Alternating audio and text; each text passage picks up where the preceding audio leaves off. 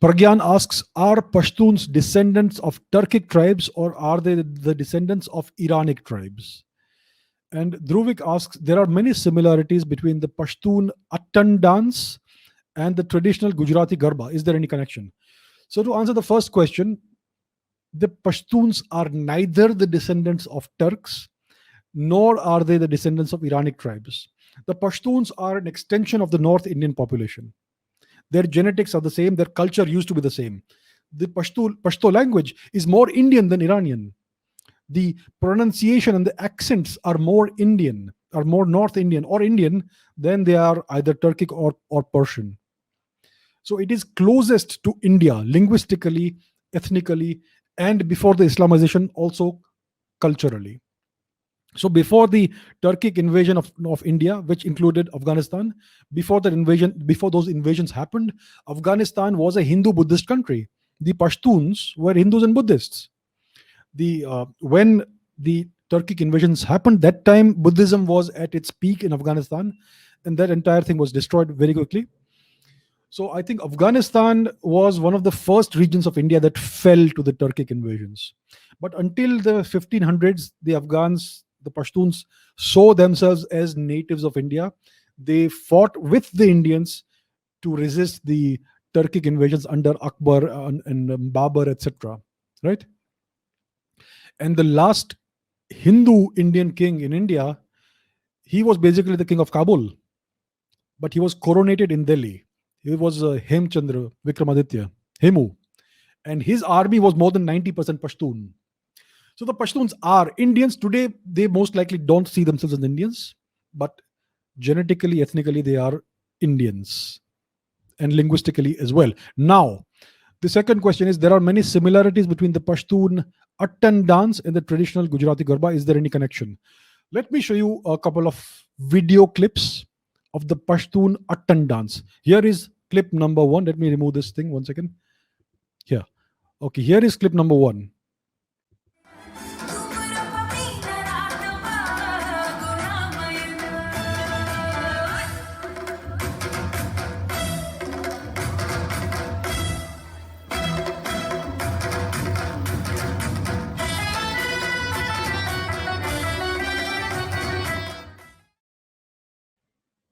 So that is a bunch of Afghan ladies, Pashtun ladies, dancing the national dance, the Attan dance. As you can see, the music, the beats are very much Indian, right? If you see the dresses, it's almost the same as an Indian dress.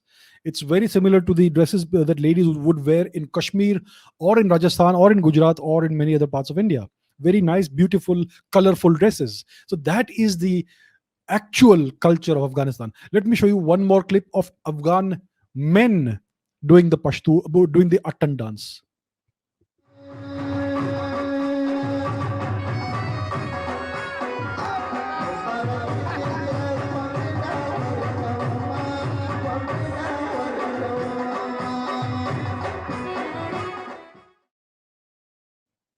So once again, you see that the music is very similar to the music that you have in the Gujarati, what do you call it? The Garba dance or the Dandiya dance, right? So it is very clear that the Pashtun culture, the Afghan culture, is very closely related to the culture 1,000 kilometers to the south in Gujarat. The dance is almost the same. The music is almost the same.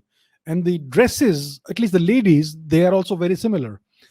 Now, so it's clear that the Pashtuns, they are an extension of the Indian population. They have still somehow tried to hang on to some remnants of their original culture, and it's visible in the Attan dance. Now, the strange thing is that the Gujarati Garba dance or the Dandiya dance, it is what remains of an ancient Rajput martial art. Let me demonstrate this to you with a very short clip.